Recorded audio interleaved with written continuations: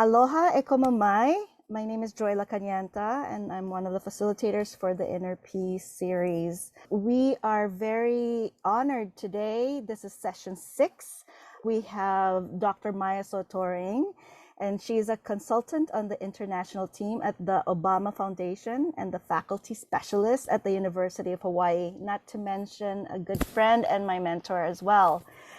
Previously, she was a director of the Matsunaga Institute for Peace at the University of Hawaii at Manoa, where in addition to leading outreach and development initiatives, she also taught leadership for social change, peace movements, peace education, and conflict management.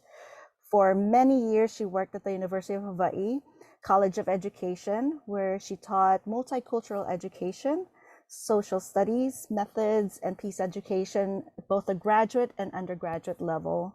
Maya sits on several voluntary boards, so many different organizations, nonprofit, doing good things in the world, and is the co-founder of the nonprofit Seeds of Peace, the Peace Studio, and the Institute for Climate and Peace. So thank you so much for being here and for joining us. So I'm going to head it now and introduce Dr. Maya Soetoro-Ng. Thank you. Thank you so much, Mahalo Joy, for doing this series for your students and other students and for community members. I've enjoyed the sessions that you've done so far and always am learning and appreciate all that you do to bring mindfulness into your work and into the lives of so many. I love the responses that we're getting in chat. My water is the Pacific and spiritual practices, including meditation. My earth is Maui, this beautiful aina under my feet. Joining in from Mauna Wili, Oahu, got a chance to jump in. Part of the Pacific here near me in Kailua, nice. My water is the fresh waters of Haiku, Maui. My earth is Israel, India, and of course Maui. My earth is Singapore, my water meditation, yoga, and my spouse. My water is the Atlantic, where I spent my childhood, my earth, Arizona. My water is anything related to freedom, from mental to physical freedom. My earth is, well, non-existent. Interesting. My water is reaching out and being able to observe personal growth from within, and my earth is the beautiful Hawaiian Islands. My water is the rain and my earth is Oahu. So that's some of the people in the class this evening. And I love being able to situate you in my mind, even though you are simultaneously everywhere. The idea is that we are, so many of us, not just about the things that we do, but it's also the places that make us feel grounded, that make us feel connected. We bring with us ancestral wisdom. We bring with us, you know, the energy of the aina of the land itself. So grateful for your sharing and really grateful to be here with you today. Should first offer up a land acknowledgement, acknowledging Hawaii as an indigenous space, whose original people, Kanaka Maoli, Native Hawaiians, teach us a great deal and have offered over generations knowledge and wisdom that has shaped Hawaii in a sustainable way. The aina on which I sit right now is located in the Ahupua'a of Waikiki, on the Mokupuni of Oahu, and in the Pai'aina of Hawaii. I am truly grateful to be able to raise my children here. So thank you very much. Also, the topic today is Interbeing and Loving Kindness, Metta Meditation for a Modern World. A meditation is something to which I was introduced many years ago, however, have been in recent months more committed and deeply grateful for the opportunities to use meditation to make me feel calm and centered in the storm. We are weathering so many different storms today, and that requires resilience and adaptability.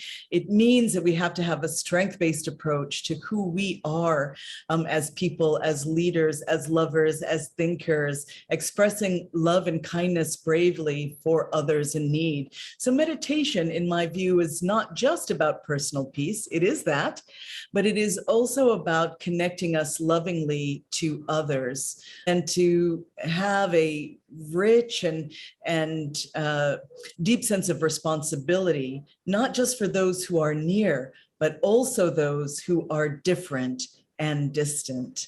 So we'll offer a tiny bit of background, and then we will have a practice. My thinking is that we can begin with those things that offer personal peace, and then move to those things that can enhance interpersonal peace and peace for all in the universe. And I do want to have a conversation with Q&A before we close today. So if you do have any questions, you want to add them to Q&A, you want to add them to chat, I think that's a beautiful thing. I first invite all of you to engage today with an open mind, and hopefully to surrender to this moment, but also how you are feeling today, whether it's watching news or experiencing hardships or trauma or burnout or other life events firsthand. It is so nice to be able to surrender for a few minutes to the here and the now, to get centered and, to feel a sense of stability underneath your feet. I think that there are so many challenges and obstacles that we faced in pursuing and sustaining personal peace, but also global peace. There is an essay by Arundhati Roy, who's a wonderful writer. It's called Pandemic is a Portal. And it's really about the fact that pandemics have traditionally forced people to break with the past and imagine their world anew. And this one is no different. It's a portal, it's a gateway between one world and the next, wherein we can envision a new and connected world and reimagine our role in it. And perhaps the spirit and structures that we need are already here in communities that have an innate understanding that each person's survival and flourishing depends on everyone else's, but also already here in us. We have everything that we need. And the power of metta meditation in today's world is, again, to connect and ground ourselves in interbeing. But that's not just in interbeing with others, it's also in interbeing with nature. It's not just other humans. And it is also about connecting with our deepest selves and our layered selves.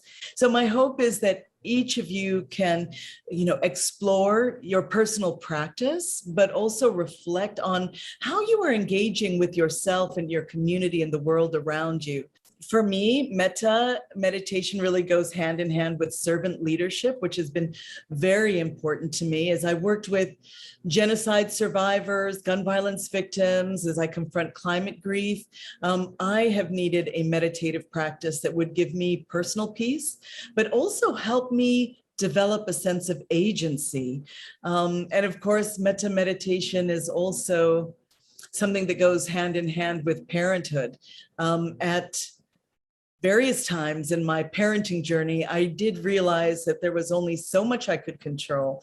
And a central concept has had to be for me to develop a sense of peace and surrender, to send loving kindness to my children, but also to be patient with myself. And so with metta meditation, we look at widening circles of peace, beginning with self, with those who are near, and then again with distant and different others. So I wanted to say that it does require self-acceptance, as you saw in the previous slide. And it requires an acceptance sometimes of the moment in which we find ourselves. And it does require an acceptance of both the presence of suffering and joy simultaneously, that we can experience both at the same time. I know I have, and I know that I do on a near daily basis, find myself able to contain both of those things, together, suffering and happiness, joy and sorrow. I do want to share that this work is an important part of the work of Thich Nhat Hanh. Here's some quotes from Thich Nhat Hanh, and it just shows you some of the variety of topics that he explores in his work. He is, as most of you probably know, a Vietnamese monk. He was nominated for the Nobel Peace Prize by Dr. Martin Luther King Jr. because of his work around the Vietnam War. But he has continued to be a peace activist. He's the founder of Plum Village. He's been a great influence on those who emphasize community and collective meditation, interbeing, mindful movement building. He's really challenged the sort of Western individualistic idea of meditation sometimes, where it's just about personal peace or interpreted as such. And he's also challenged competitive culture, which can rupture our sense of belonging and interconnectedness. So Thich Nhat Hanh speaks about how our survival is dependent on another survival. And I have for a long time been lingering on his concept of engaged spirituality. This concept, of course, also aligns with our commitment to address and redress emotional and social suffering and injustice. So I do his meditation at the end of service days, where I ask to bear witness to the suffering of the world and receive the pain of the world on an in-breath. And then I send healing peace to the world on the out-breath, or receive the healing of the world on the in-breath and expel my pain on the out-breath. So these things are things that we will do together in a guided meditation section in a bit, but all of that makes me feel so much like I'm connected to faraway others. I want to first have you just take a minute and read some of these quotes. So let's just take 2 minutes and read them silently. Consider them in your own life.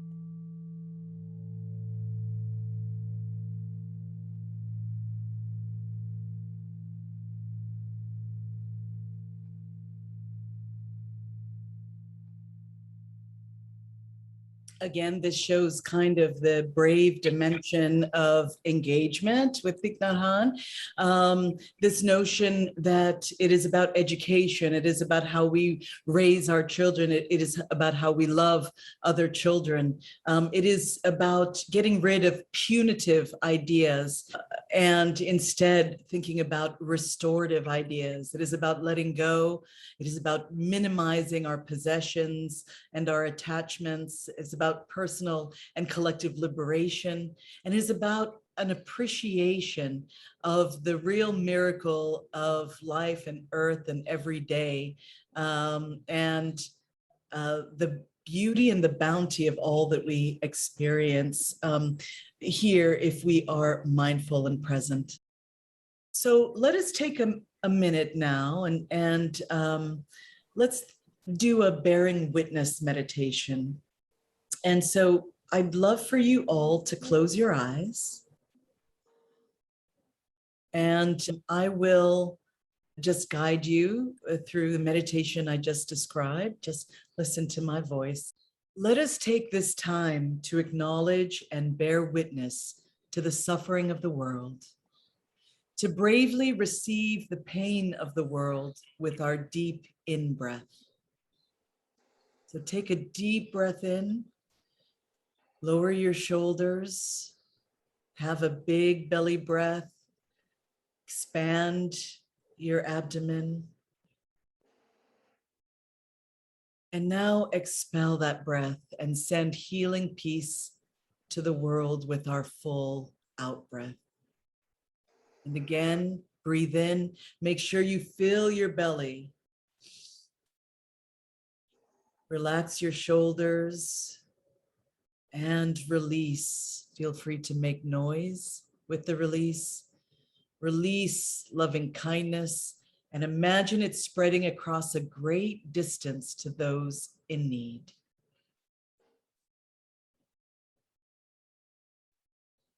Let's do that again. Take a deep in-breath, fill your belly bravely.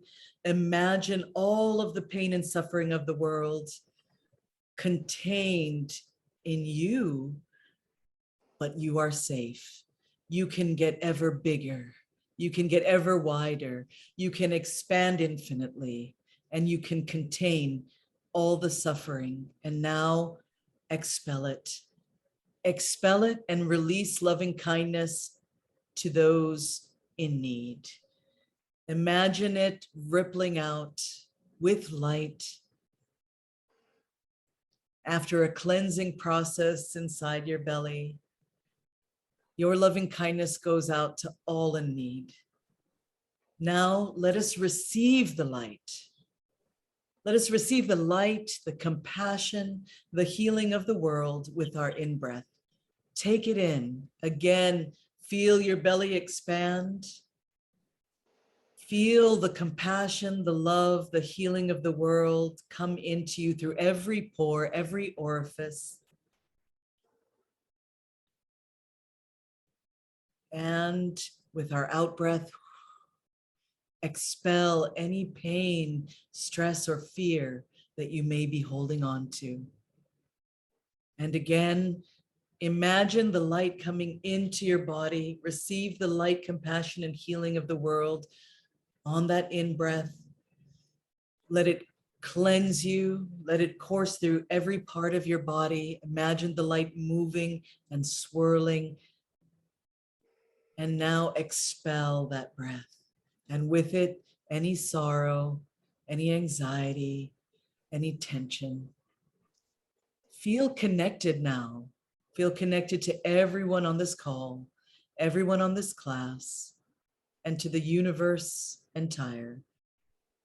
Accept the loving support of the universe and trust that the universe can shoulder any of your sorrow.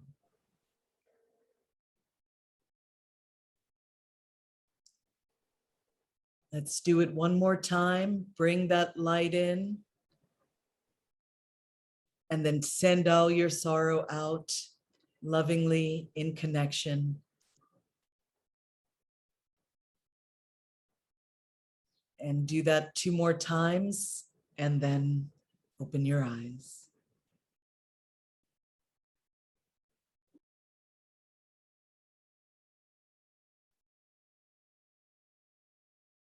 Okay, thank you. So that's a very short metta meditation. It's very basic. I really believe in short meditations. I think that my meditation habit, it did not start in the dojo or the meditation center. It started with 2-minute meditations that I use to clear out any negative energy, any anxiety, any stress, or sorrow in my own life, or that sense of harried breathlessness that I have sometimes felt. So I really want to share with you some of the 2-minute meditations that I do. One of them is that bearing witness. Now that was we did 5 minutes together, but we can do that for 2 minutes just to connect with others and to feel when you see something happening in the news or when you feel anxious about your incapacity to help others. A metta meditation can help you feel more connected and empowered. Other 2-minute meditations, perhaps using a mala with beads, wrist mala or necklace mala, where you start in the center or the mother bead. Breathe deeply through your nose and out through your mouth while rubbing each of the beads between your thumb and index fingers. until you return to the mother bead. You can do a worry stone, rub the stone and breathe in deeply through your nose and out through your mouth while rubbing each side of the stone and its edges. And with each breath, relax body parts, top to bottom. You can spend 2 minutes following things in motion, noticing the clouds, people, dogs, trees, leaves, and other things in motion. You can follow with your eyes as an ant crawls on the grass or a drop of water drips off of a leaf and lands on soil. You can do a 2-minute slow as possible walk, heel to toe, paying attention to all of your senses as you walk for 2 minutes. Matters not how far you get. You can do a 2-minute meditation laying down where you count your breaths with one hand on your belly and one hand on your chest, doing deep belly breaths, feeling your belly expand, and then doing a chest breath to feel your chest expand and alternate for the 2 minutes. You can do a 2-minute meditation that is sitting, imagining white light winding through your body and each body part, sending love and care to your toes, to your thighs, to your knees, to your calves, ankles, feet, moving your toes, your whole body feeling light, bringing awareness to your breathing as you do, and the falling and rising of your abdomen and spirit. You can do 2-minute body scans going from top to bottom, jaw, shoulders, etc., working your way down and imagining each body part melting, sighing, or sinking into the earth. You can do a 2-minute mindful meditation where you look, you touch, you see, you smell, you place, taste, chew, swallow, finish, and reflect on the experience. You can even include in that 2-minute mindful eating meditation a reflection on those who grew your food, who made it, who prepared it, who brought it to your local community. You can do a 2-minute acupressure meditation where you tap or press the top of the head, under the eye, the temples, under the nose, the clavicle, center of chest, under the armpits, cycling through 3 times, taking deep breaths and practicing acceptance. Remember that you can do 2-minute meditations and forgiveness, forgiving others near or far. You can imagine that person coming to you, whether they are dead or alive, and you can forgive them. Say the words to yourself of forgiveness and be clear on what you're forgiving them for. Have them respond in your mind. See their face, the texture of the light around them, their expression. Talk to that person on the soul level. Or you can ask a person for forgiveness in 2 minutes, whether they are dead or alive. So these are just some of the many things that we can do each day to connect with self, to connect with others, and indeed to connect with the world entire, to help us to feel empowered in a time and in a world that feels undulating, ever-changing, and makes us feel vulnerable.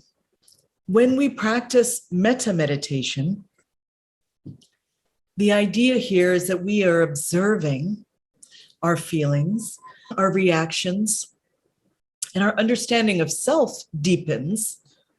We see how our fears contribute to unhappiness, and we see the value of loving ourselves and cultivating a heart of compassion.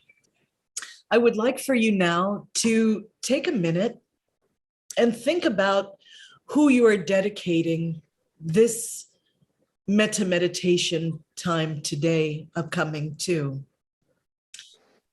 Is there a conflict, a relationship that warrants observation, notice, deeper awareness and understanding in your life?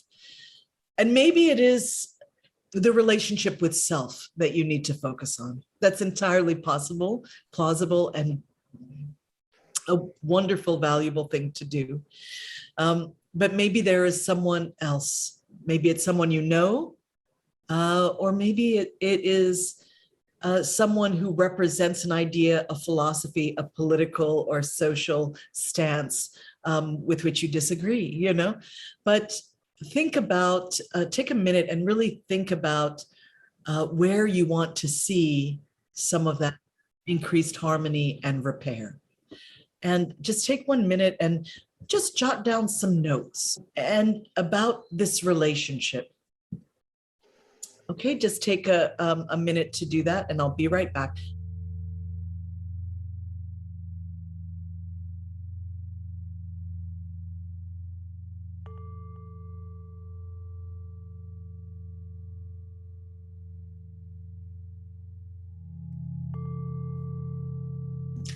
All right, well, hold that person in your heart and in your mind.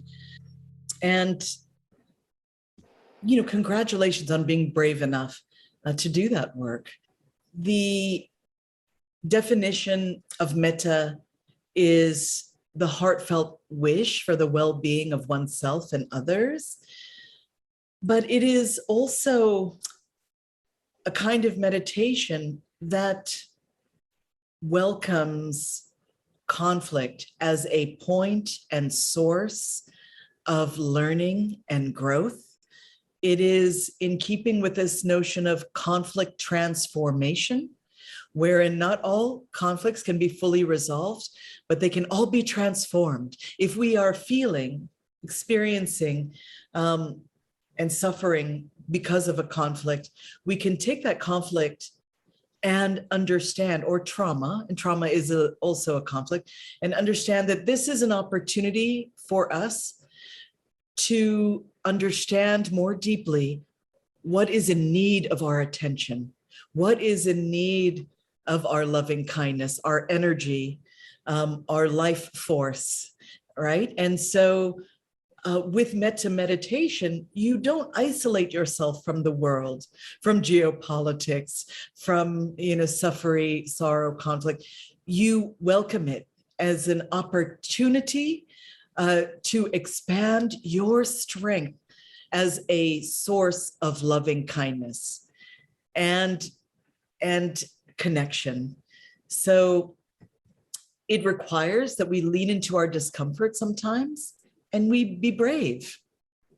Metta meditation, though, is also about personal peace. That's why I say sometimes you are thinking about transforming a conflict with someone who has passed on, or someone who has an opposing political view.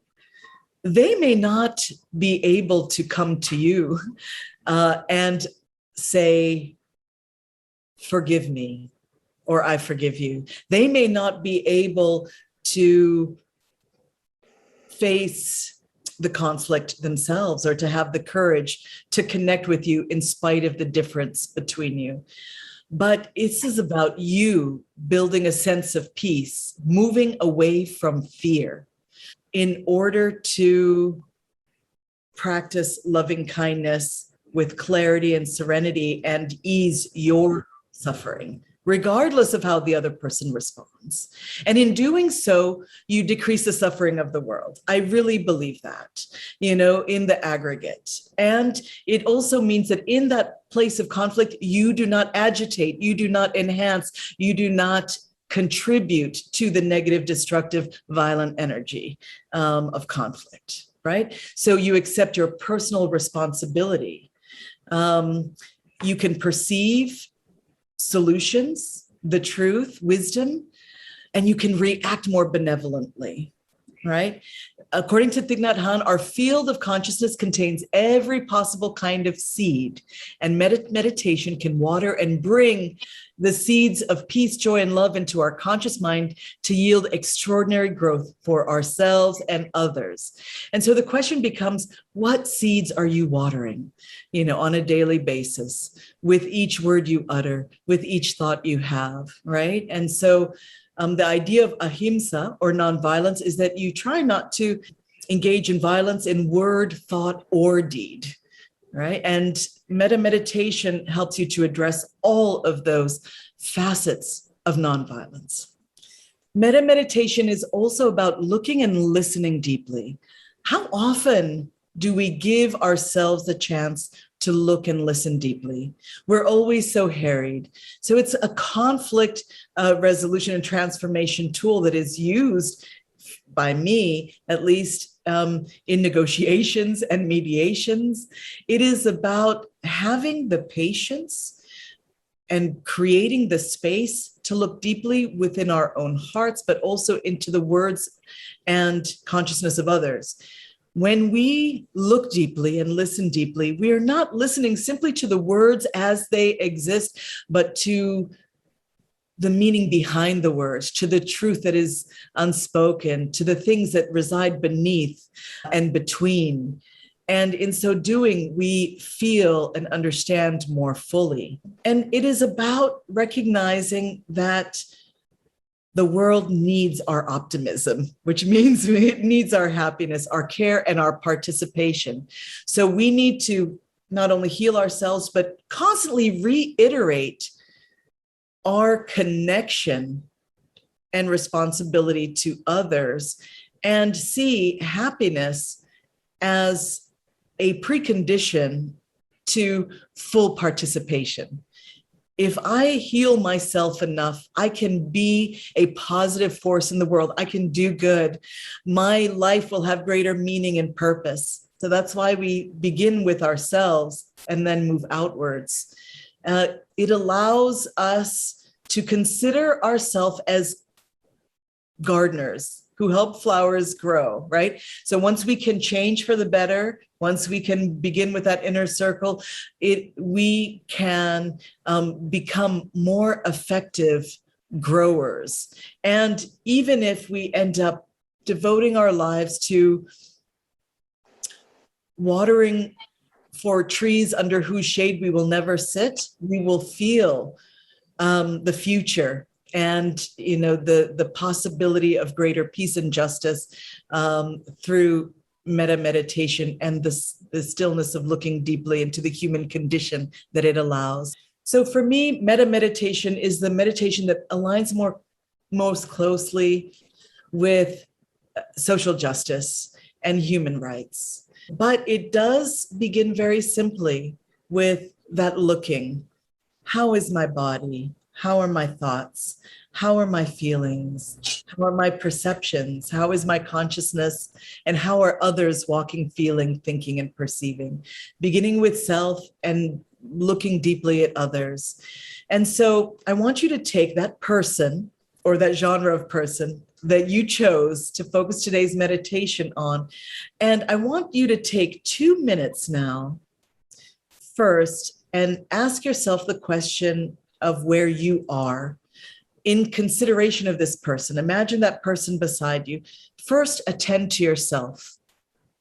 As that person is beside you, what is the effect on your body, your thoughts, your feelings, your perceptions, your consciousness, right? And then turn your attention to that person. Obviously, you're imagining that person there, probably in most cases. But turn to that person in your mind and ask how they are walking, feeling, thinking, and perceiving in this moment. And ground yourself in these questions and in looking deeply. So feel free to turn your cameras off during this time and feel free to close your eyes to imagine more fully. But really think about this, and I'll come back in 2 minutes.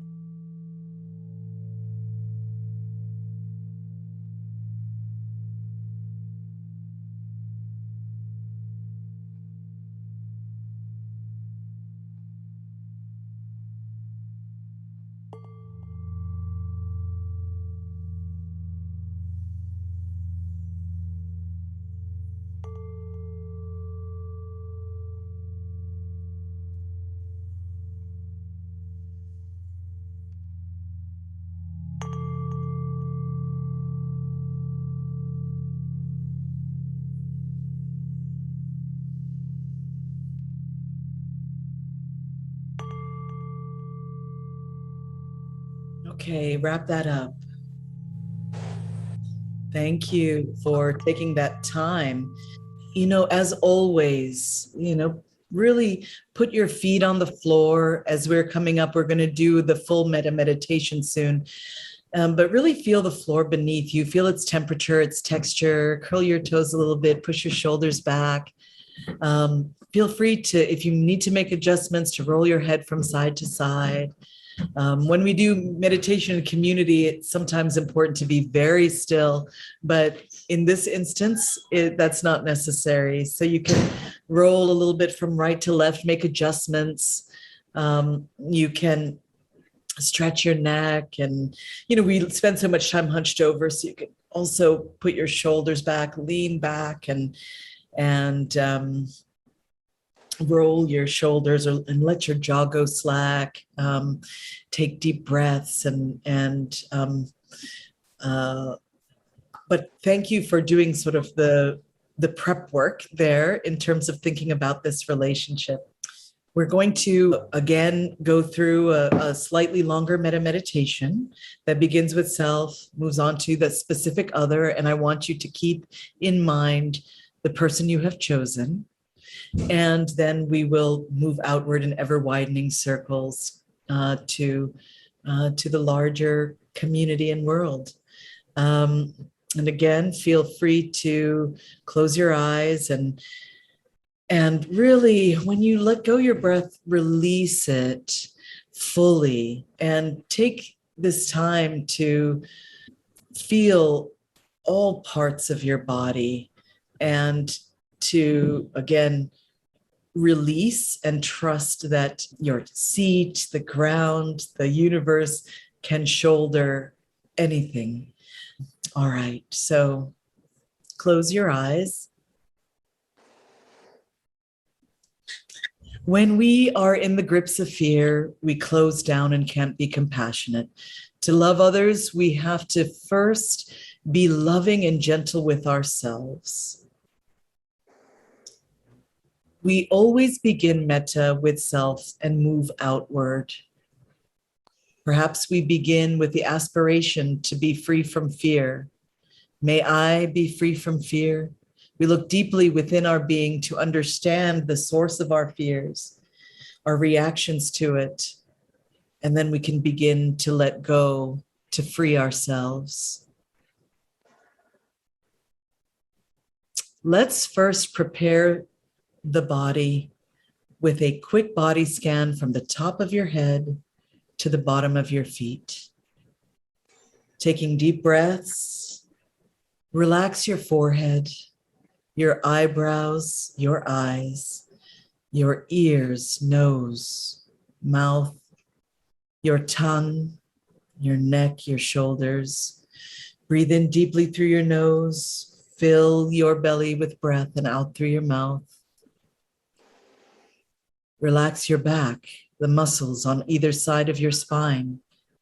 Relax your hips, your knees, your calves, your shins, your ankles, feet. Relax your toes, your soles, your palms, your fingertips, your elbows. Fill yourself with breath. Feel your belly rise. Imagine the sunlight streaming into your body. The light comes in through your nose, your ears, your insides are bathed with light. It's gentle, it's warm, it's coursing through, it's clearing out. The weight of yesterday, the worry of tomorrow, it's gone. You feel soft. The light coming through you is the spirit and energy of those whom you love. It's protecting you. It's making you feel safe. You feel at home. You are here. You are in community. You are surrounded by ancestors, your family, your friends, your loved ones, those whom you know and scarcely know are around you, supporting, nurturing, guiding. Let your space fill up. Recognize the full beauty and bounty of your life. Feel everyone entering the room and this moment. Feel their presence on this day. Feel drenched with gratitude for all that you have been given. Great. Now that that preparation has taken place, let's begin with the recitation in your mind of aspiration. May I be peaceful, happy, and light in body and spirit. Say that out loud if you wish, or say it silently. May I be peaceful, happy, and light in body and spirit.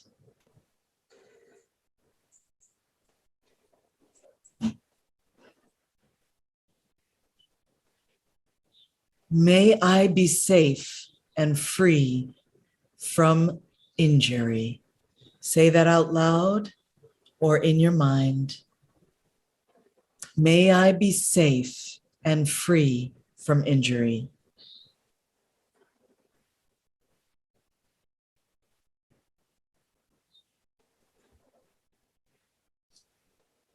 May I be free from fear, anxiety, anger, and afflictions. Say that out loud or in your mind. May I be free from fear, anxiety, anger, and afflictions.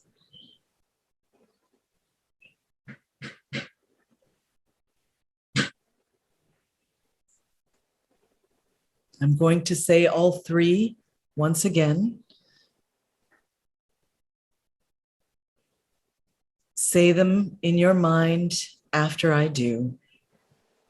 May I be peaceful, happy, and light in body and spirit. May I be safe and free from injury. May I be free from anxiety, anger, and afflictions.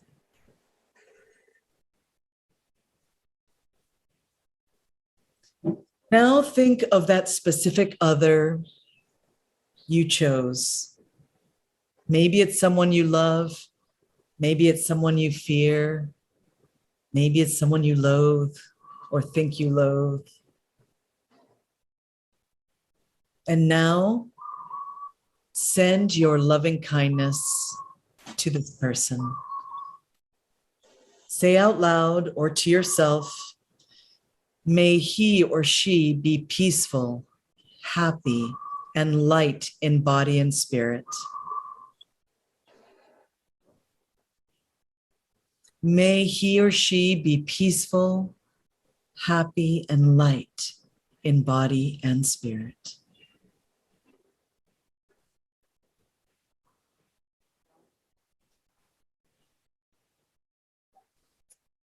May he or she be safe and free from injury.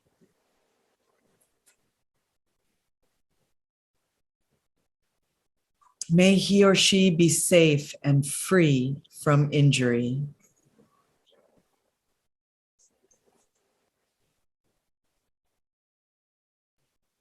And thirdly, may he or she be free from fear, anxiety, anger, and afflictions.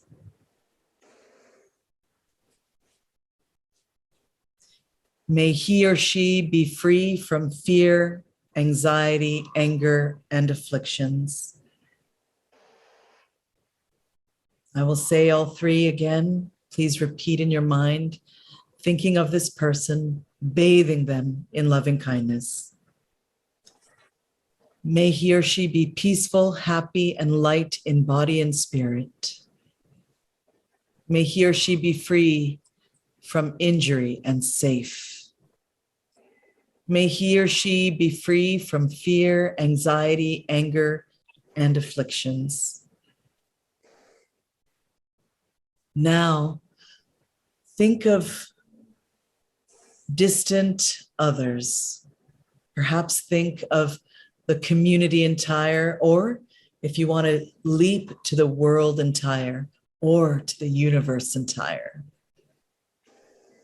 Send your loving kindness to your community, to your world, to the universe.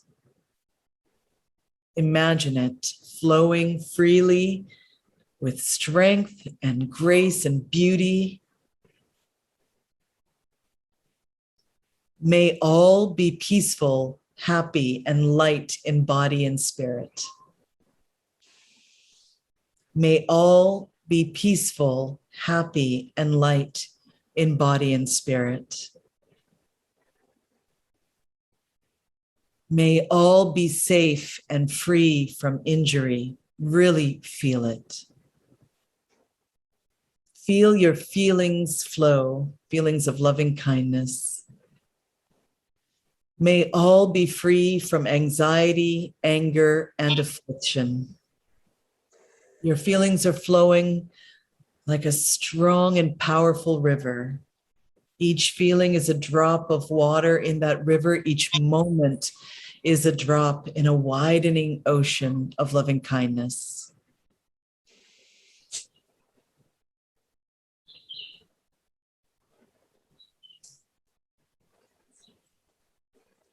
Thank you. Because of time, I want you to open your eyes, and I want you just to reflect on the meditation. You can make it much longer. You can spend time looking at your perceptions, your thinking, seeing whether they are based in truth, fear, or courage, strength. You can take a look at wrong perceptions, which are like a snake in the darkness, ready to betray that loving kindness with its bite. Maybe you can take some time to think about any hatred or malice directed at you as perhaps being sourced from insecurity. So the idea is that loving kindness meditation helps you to look with clarity and serenity at yourself and others, examining mental formations, examining the influence, not just of individual consciousness and circumstance, but also collective consciousness of family, ancestors, and society. Again, thinking about which seeds do you want to water.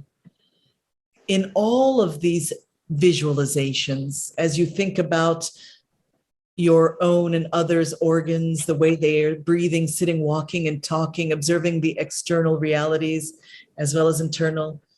When you send loving kindness, what you are doing is saying, I am breathing for you. I am looking for you. I'm understanding for you. I am growing wisdom for you. I enjoy life for you. And I know that you are close to me and you are in me. You say that to those who have passed on. You say that to those who have made you suffer. And in all of this, there is a great reverence for life, an awareness of the suffering that is caused by destructive energy, and a commitment to the cultivation of insight in interbeing and compassion, as well as an enlivening of your kuleana, your responsibility to protect lives of people and animals, to preserve plants and other resources. In Metta Meditation, you become more determined not to kill or to support acts of killing. You see that harmful actions arise from fear, greed, and intolerance. You see them well, and you let go of fear, greed, and intolerance to cultivate non-discrimination and openness, to transform conflict, and to make no room for violence, fanaticism, and dogmatism, because your loving kindness is flowing in such big and bountiful ways, right? So my hope is that you can feel empowered by this practice. And whether you are verbalizing out loud, writing down what the truth of this relationship, please take responsibility for the relationship. Write down what you have learned about this relationship, about your non-negotiables, about what to do, what not to do. And then think, What are you going to do with what you have learned? Make a commitment to purposeful action, large or small, to enhance loving kindness, to cultivate peace in your family and community. So I really feel that in the aggregate, all of us, if we practice this meditation, we can have a revolution of compassion, right? And in a time when so many countries and regions of the world are burning with fear and hatred, we have to stop the violence first by addressing our own fear and rewriting the stories in the perspective of distant and different others, growing loving kindness, even when it's uncomfortable and difficult, maybe especially when it's uncomfortable or difficult. So I will send some resources to Kumu Joy and resources for educators. I really do invite you to be part of the nonprofit Seeds of Peace, which brings together school, family, community, and that's with a C, CEEDS of peace. We have a toolkit that is open source, a collaboratory, a space for community source solutions and ideas and resources, lots of online resources for engagement and to share. And I also would love for you to be a part of our Institute for Climate and Peace. It's a climate justice organization that I co-founded, a nonprofit with Maxine Burkett. Seeds of Peace I co-founded with Dr. Carrie Rosevich, who's an early childhood specialist. And the Institute for Climate and Peace works on the intersection of climate and peace building, looking at information and collaboration and policy transformation. And I also co-founded a nonprofit called the Peace Studio, which works with creatives, artists, journalists to tell stories of peace building around the world, to enhance our courage and our collaboration and shared engagement for movement building that helps creatives of all kinds to build their peace building identity. So in closing, I'd like to ask that each of you considers one small action that you can take to take the spirit of Metta Meditation into your world and community and life. Does that look like checking in with someone in need? Does it look like advocacy? Does it look like poetry? Does it look like journaling to check in with yourselves or continuing the work of conflict transformation? There is a Aboriginal elder, Lilla Watson, and someone shared this with me recently as a quote: "If you've come here to help me, you're wasting your time. But if you've come because your liberation is bound up with mine, then let us work together." And my hope is that this time enables you to think about not only servant leadership as a contribution, but as a commitment to and recognition of shared liberation, wherein our freedom of mind, body, and spirit is so deeply and intrinsically bound with others that this meditation will help to free ourselves and others. I would be so grateful if you would just take one moment, we have 1 minute left, and put in the chat, what is one thing you are going to do to take the loving kindness of metta and impact the world's community space around you. And thank you all so much for your presence, for your participation, for your beauty, and for building beloved community together. Mahalo, Dr. Maya Soetoro-Ng, for being with us today. Do you have time to stay just in case some folks have questions, clarifications? I absolutely do. I can stay as long as you need. Yes. Thank you so much, Dr. Joy, for providing such a sacred space for us of wisdom and learning and growing. It is such a blessing to me.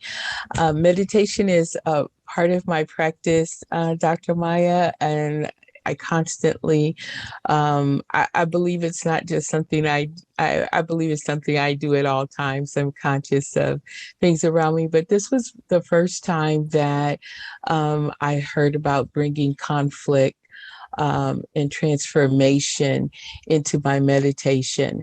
And so that was very helpful to me as we walked through and you took us through. The one person is one person that I have never wanted to put it's a political figure, and I'd rather not think about him or those kind of things. But as you invited us to I brought him for the very first time. And I believed that I got transformation that I needed, because there are places when I think about that individual that I get tight or angry or just feel uncomfortable. And so my question to you is, going forward, when I think about conflict, transformation, and I shared this with others because there's so many that I know that need the metta in that way. Is that something that once you do that one act and you release that person, you just let that go and work on your own? Or do you consciously put that person in a sacred space that you continue to nurture that transformation? Oh, thank you for that question. That's such a nuanced question, really, you know? And I think it depends on how entangled you are with that person and how complex the feelings and layered, right? And so, and also how much that person continues to impact your day to day, you know? So if the person is ready to be released, then I think you release them. But sometimes you have to come back again and again. So I do metta meditations and forgiveness meditations with my mother, for instance. She was my person. We had a complex relationship. It was deep, it was good, it was loving, it was profound, but it was also complicated, right? And the more she died 25 years ago, the more I learn about her and read things in her journals and stuff, the more complicated I realized she was, right? So there are layers that for me, I have to revisit that relationship again and again. I have to revisit it in motherhood. I have to revisit it as, you know, sort of my trauma comes back up from childhood, and, you know, and I recognize her failure to protect me. You know, I have to revisit it when I just long to rest my head and miss her terribly because she offered me that unconditional love, right? So for her, but then there may be someone who throws up a finger at you in traffic, and you may be, you know, you just need that one quick 2-minute. Yeah, and then you're good. And then you can release that because you know what that is about, right? And you know that's not about you. That is about their anxiety and frustration and their inability to physically bypass irritation and annoyance and calm themselves, right? And so, you know, I think it really depends, but it's a good question, one that we should think about, because it will enable us to sort of consider, hey, do I need to do this more? Is there more work I need to do in this relationship or in this space? And you can be very deliberate about taking that on, you know? Okay. I actually have a question. So Dr. Maya Soetoro-Ng is actually in the process of being given permission to practice Zen Buddhism. And it's a long journey, as she mentioned. So my question to you is, when you practiced metta meditation before, what has been different now that you have I'm training in your part, you're training to become a monk or priest in the priesthood for Zen Buddhism? Well, to be honest with you, Metta meditation is something that I used before my deeper Zen training. Mhm. And my Zen training has often been focused on nothingness, emptiness, complete surrender, complete inner stillness. It has been much less busy than metta meditation, because metta meditation it's very active, it's very athletic, a lot of the time. Now, that doesn't mean that I don't incorporate it. Sometimes when I'm practicing Zen and I'm in meditation and I've been sitting there for 50 hours, 50 hours, 50 minutes, I do feel, without thinking, just a deep connection to the universe entire. I feel nourished by, loved fully, and the effects of metta meditation are very similar to what I experienced there in the emptiness. But it's just a very different process. One, Zen really is about turning off my mind completely, whereas metta meditation is about feeling, but it begins by thinking and reflecting. For me, the kind of there are many kinds of metta meditation I should share, but the kind that I practice is really about connecting me with the world. So what I do is I practice sort of Zen meditation 3 days a week for 50 minutes each day. And then on the other days, I go to nature and I'll do metta meditation. Or I'll do it when I am reading the news or listening to the news, or I'll do it as I am moving in community. There are different ways, though, that we can weave metta meditation into any kind of practice, any spiritual work, because it really is very fundamentally just about loving kindness. And there's a purity, clarity, and simplicity about that. At its very fundamental level, you can strip away the thinking and the reflection if you wish, and move just to pure sensation and absorption. I just wanted to say that I really do appreciate this meditation. I've never done something personally like this. And like Kalani said, it was super interesting to put someone into your meditation that you may have difficulties with, or don't feel that something is there. And I've never done that before, because it's always been meditations working on myself. So I really did enjoy this, and I want to embed this further into my meditations. And I'm glad I joined the Zoom meeting. Oh, thank you. I am also glad that you did. I'm glad you all did. I really appreciate that. Looping back to the Seeds of Peace and also the Peace Studio. Well, I joined this because, the Inner Peace series, since it did feel topical, but I was suggested to expand out to the Seeds of Peace organization. And I hope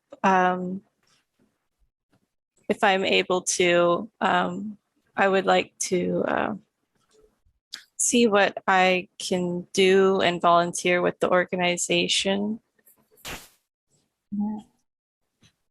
Yeah. Yes, so I'm just putting the websites here, cutting and pasting for you for the 3 nonprofits. And I would love for you to learn more, all of you, about all 3. There are definitely opportunities to volunteer, and I can connect you with our executive director, Scott Nishimoto, or others that are working on special projects like Ivy Lee, who works specifically on the Youth Talk Back and Girls Talk Back series. So we have people who are working specifically on our collaborative of resources, so there are a number of people, but just send me an email. And those are the 3 nonprofits right there: Peace Studio, Seeds of Peace, the Institute for Climate and Peace. And then what you can do is just send me an email that says, like who you are, what you care about, what you're interested in, having taken a look at the website and some of the resources, what appeals to you, what you would, how you might like to participate. And then I'll connect you to the proper person in the organization. But yes, welcome your participation, welcome your contributions for sure. And I will post Dr. Soetoro-Ng's email. Should I do the hawaii.edu email? Mm-hmm. Yeah, I will forward her email so that you can contact her. She's such a wealth of resource in the community and also in peace studies. So this is one of the purpose of the Inner Peace series, is not just to practice on ourselves, but also like Metta Meditation. What we've learned is to extend that peace outwardly, because I think that's the only way that we can really do true transformation, peace transformation. Are there any other comments, not just from the students, but other folks who've stayed on? Thank you so much for staying on. Yeah, I think most of the community has left, but I definitely appreciate couple of you who have stayed on. So in next semester, I'm just doing the practicum seminar, and I am working to build the Obama Foundation Leaders Asia Pacific program, which is a leadership program that works in the Asia Pacific region, as well as the Girls Opportunity Alliance engagements here in Hawaii, and in addition to being the graduate chair at the Matsunaga Institute. So I will be teaching other classes in the future, but for the time being, there's so much that is new that I am nourishing and building that I can't teach another class other than the practicum seminar. But in the future, by all means, and do also spend some time, looking at the Matsunaga Institute, the resources. We have a lot of programs. This is an example of a program we support, but we have many thought partners, and we have webinars and workshops and things that you can do. Additionally, I'm on the International Advisory Board for the United States Institute of Peace, which is the large peace institute in Washington, D.C., working with different conflict countries, and it's a bipartisan it involves like action tank, think tank, but also there are publications, there's education, and we have a middle school and high school toolkit for educators, but we also have there like 15 courses that are completely free, that are online, that are deep dives and really wonderful courses. You can even get a little certificate, and there's a scope and sequence there that you can undertake if you really want to learn a lot of these, and you can I think share that with others, learn a lot of these skills of conflict resolution and transformation and peace building. The idea here is that, the hope is that you all see yourselves as peace building leaders, and that peace becomes a very broad umbrella under which can be found many of the concepts that we teach at the Matsunaga Institute. So, human rights, social justice, personal peace, indigenous peace, leadership for social change, peace education. It's so many things, right? And each of you has a different definition, priority, and skill set. And it's about you finding the place where you can enter that stream and choose to participate. And, I think we need all of you. Dr. Maya, I'd like to clarify that loving kindness is already in us, even though we may suffer from stress, anxiety, that loving kindness there's maybe just a little bit within us. And if it just continues to grow, the more we release that stress and anxiety. Yes, that's absolutely right, Jenna. Thank you. Loving kindness is in us. I at least believe that. There are those who have views of human nature as being very fundamentally competitive and greedy and reactive, right? And certainly we see that. We're not Pollyanna. Our heads aren't buried in the sand all the time. We see that there is sometimes not a lot of difference between humans and other non-human animals, that we are part of, this biological matrix that sometimes makes it hard for us to behave with the intellectual, spiritual wisdom and proactive gaze that is at the heart of our potential. But I tell you, the more that you look at mirror neurons, the way that we can find empathy so quickly, that we are biologically predisposed to that, that we can do anything in community, that we need connection to thrive, that we are capable of great acts of courage and heroism, where we basically sometimes dispense all safety and assurance to help others. Then you start thinking we are really quite extraordinary.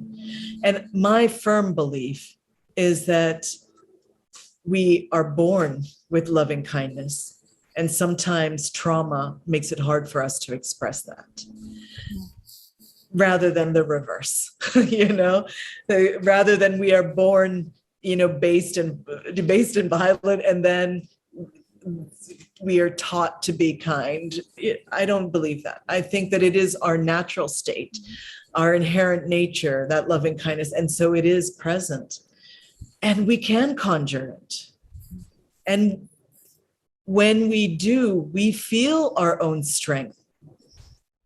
And if we consider this is a great gift that we have, and it is a great gift that we can share, and you think that that is part of our identity, therefore. It's a part of our being, and you start sharing it a little bit, and you start getting stronger and braver, and you start feeling the vitality of the human spirit, the enormity of what we are capable of. And not in a way that takes away our humility, but in a way that allows us to feel fully the responsibility that we have for one another in interbeing, It's so true.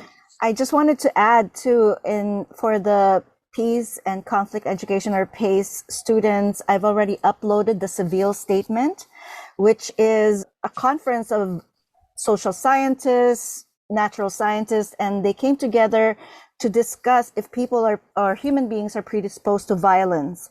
And what they found out and actually proven is that we are not. We are born with innate kindness. It's harder to become to do acts of evil. Actually, it takes more effort to do that. So the innate kindness for us, and we are not predisposed to kill, because that was the killer man ape theory back then. So that is from a social science and natural science point of view. The experts have spoken as well. And so we have evidence-based proof that, you know, human beings have this innate ability for loving kindness towards ourselves and other people as well. But on that note, thank you very much, Dr. Maya Soetoro-Ng, for your wonderful presentation today. Thank you also, Yamamura Sensei, for co-hosting this with us, with the Honolulu Myohoji Temple.